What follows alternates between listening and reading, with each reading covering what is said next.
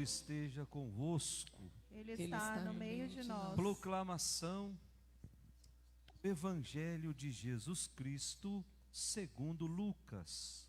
Glória a vós, Senhor.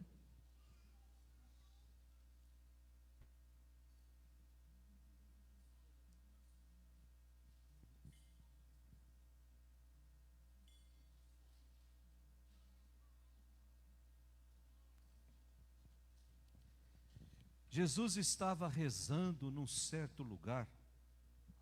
Quando terminou, um de seus discípulos pediu-lhe: Senhor, ensina-nos a rezar, como também João ensinou a seus discípulos. Jesus respondeu: Quando rezardes, dizei: Pai, santificado seja o teu nome, venha o teu reino. Dá-nos a cada dia o pão de que precisamos e perdoa-nos os nossos pecados, pois nós também perdoamos a todos os nossos devedores. E não nos deixes cair em tentação. E Jesus acrescentou: Se um de vós tiver um amigo e for procurá-lo à meia-noite e lhe disser: Amigo, empresta-me 3 pães, porque um amigo meu chegou de viagem e nada tenho para lhe oferecer. E se o outro responder lá de dentro: Não me incomoda, já tranquei a porta, e meus filhos e eu já estamos deitados, não posso levantar para te dar os pães. Eu vos declaro, mesmo que o outro não se levante para dá-los porque é seu amigo, vai levantar-se, ao menos por causa da impertinência dele, e lhe dará quanto for necessário. Portanto, eu vos digo: pedi e recebereis, procurai e encontrareis, batei e vos será aberto. Pois quem pede, recebe, quem procura, encontra, e para quem bate, se abrirá. Será que algum de vós que é pai, se o filho pedir um peixe, lhe dará uma cobra? Ou ainda, se pedir um ovo, lhe dará um escorpião? Ora, se vós que sois maus, sabeis dar coisas boas aos vossos filhos, quanto mais o Pai do céu dará o Espírito Santo aos que o pedirem. Palavra da salvação. Glória a vós, Senhor.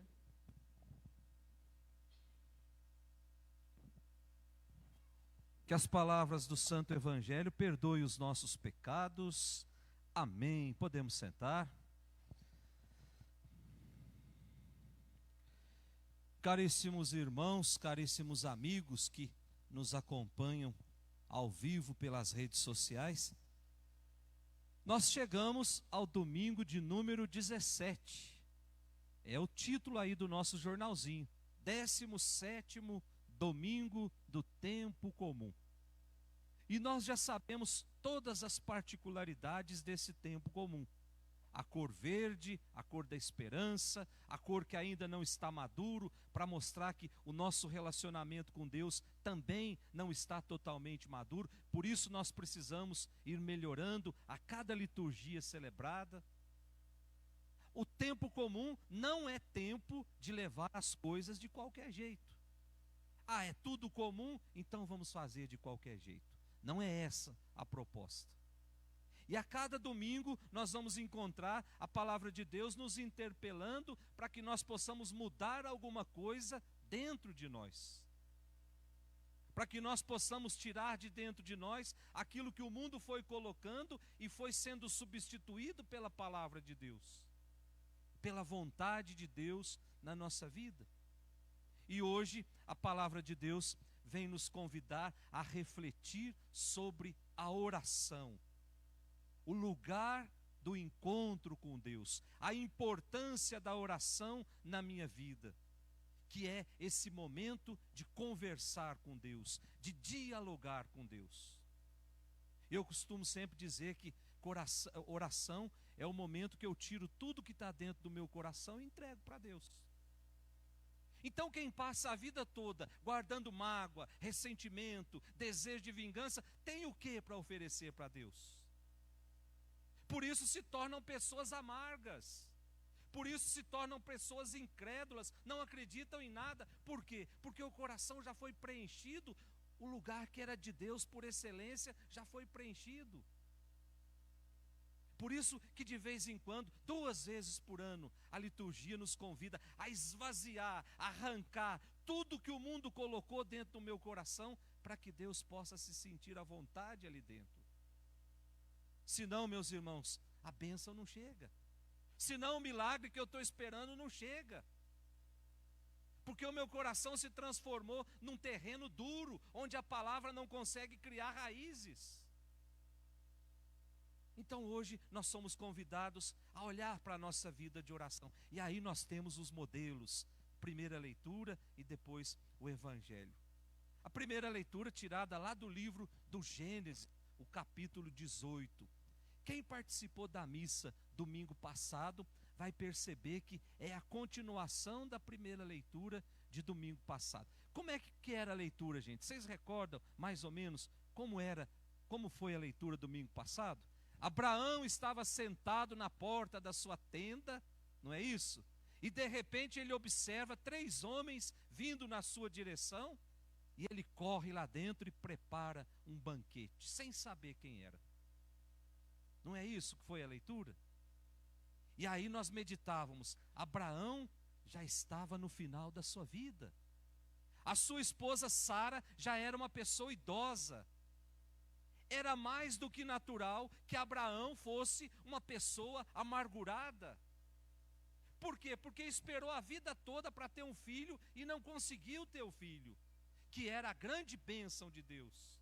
Então Abraão tinha tudo para ser uma pessoa de mal com a vida.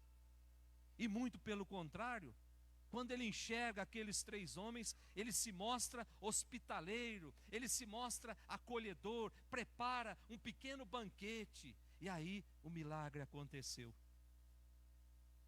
Aqueles 3 homens perguntam: onde está a tua esposa? Daqui a 1 ano eu volto aqui e aquilo que tanto teu coração desejou vai acontecer. Você vai ter o seu filho.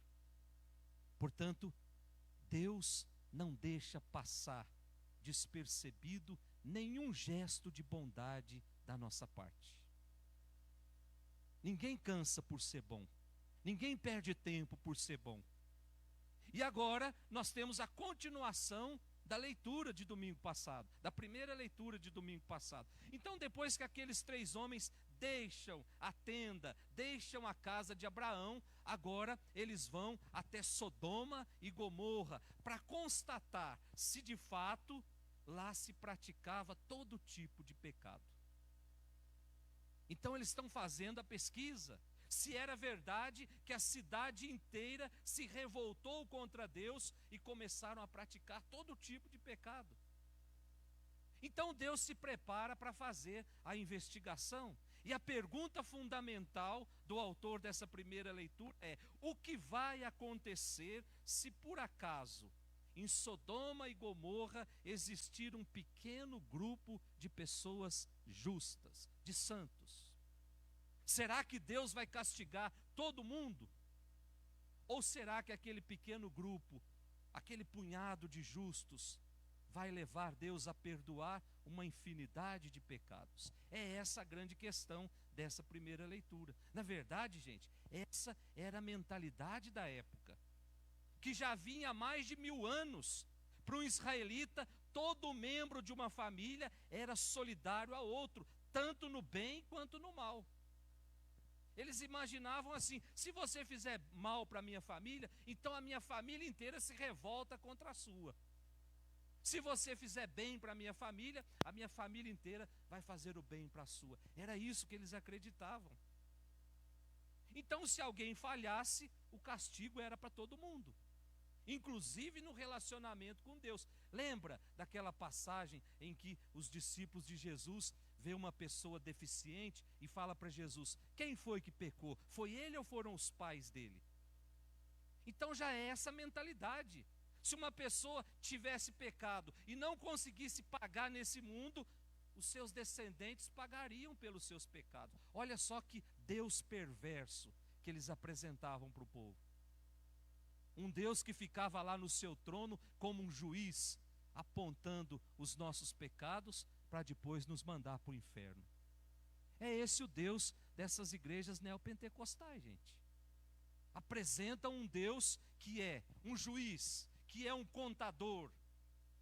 E Jesus vem dizer assim: não, gente, Deus é amor, Deus é misericórdia, Deus está disposto a perdoar uma infinidade de pecados, na medida em que o meu coração vai se voltando para Ele. Não importa como foi a minha vida até ontem à noite, Deus não quer saber disso. Deus quer saber como vai ser o meu relacionamento com Ele a partir do momento que eu disser sim para Ele. A partir do momento em que eu estou sentado aqui em torno dessa mesa. Daqui a pouquinho, gente, Ele vai estar aqui no nosso meio, escondido atrás de um pedacinho de pão. Talvez seja hoje o dia de dizer assim: ô Senhor, estou com uma vida tão bagunçada, será que o Senhor não deseja morar dentro do meu coração a partir de hoje, a partir dessa experiência de hoje? Depois a gente olha a segunda leitura tirada da carta de São Paulo aos Colossenses, que também é a continuação da segunda leitura de domingo passado. Lembra que São Paulo estava dizendo assim, ó, só Cristo basta na nossa vida. Nós não precisamos de absolutamente mais nada. Nós desejamos Cristo. E por que é que São Paulo chegou a ponto de dizer isso para a comunidade? É que a comunidade havia aberto as portas para que outro tipo de doutrina entrasse dentro da comunidade. E aí começou a bagunçar a cabeça de todo mundo. Nós vamos seguir quem agora? E acontece muito no mundo católico, gente. A gente abre as portas na segunda-feira para o espiritismo, depois para outras coisas, para ver o horóscopo, e assim a gente acha que tudo isso serve para completar a nossa fé. E São Paulo deixa muito claro: cristão precisa só de Cristo. Nós não precisamos de evangelho segundo ninguém. Nós precisamos de Cristo. Nós somos dependentes de Cristo.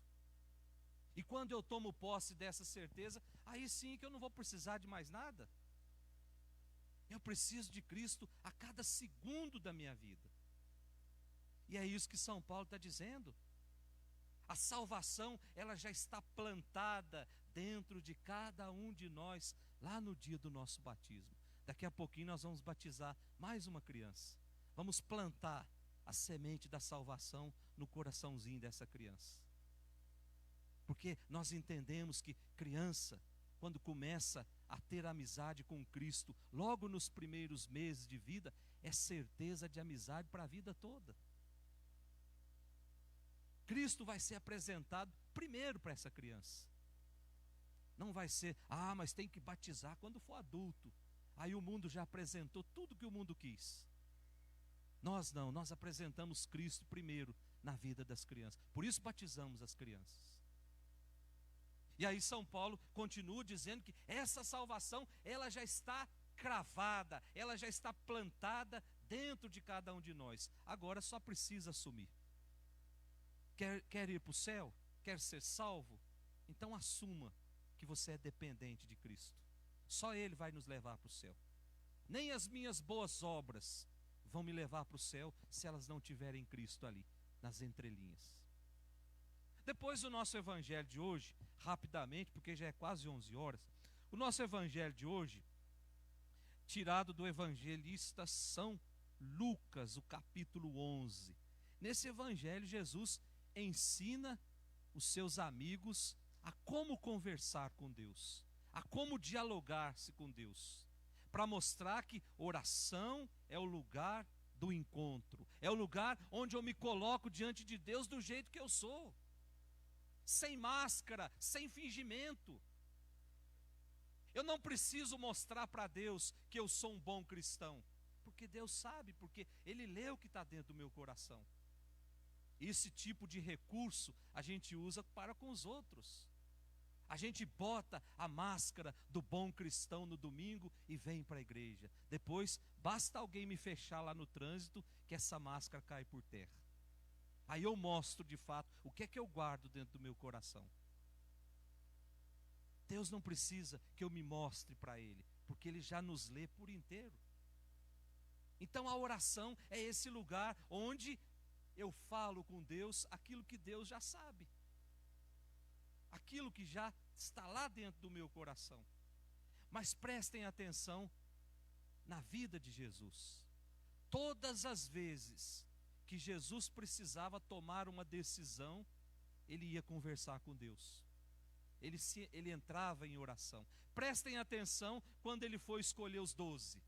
Lá no Evangelho de São Lucas, capítulo 6, versículo 12. Jesus se retira para rezar. Quando Jesus vai falar para os seus amigos que ele vai sofrer a paixão, que ele vai ser pregado na cruz, Lucas 9, versículo 18, Jesus se retira para conversar com Deus.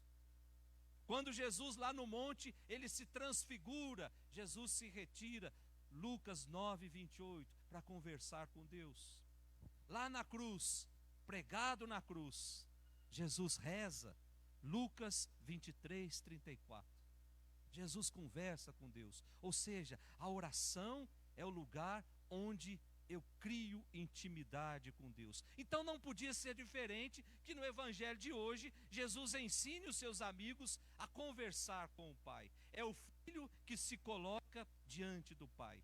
É Jesus nos ensinando a sermos íntimos do Pai. E a nossa intimidade com Deus é que possibilita que nós possamos viver as alegrias do céu aqui na terra.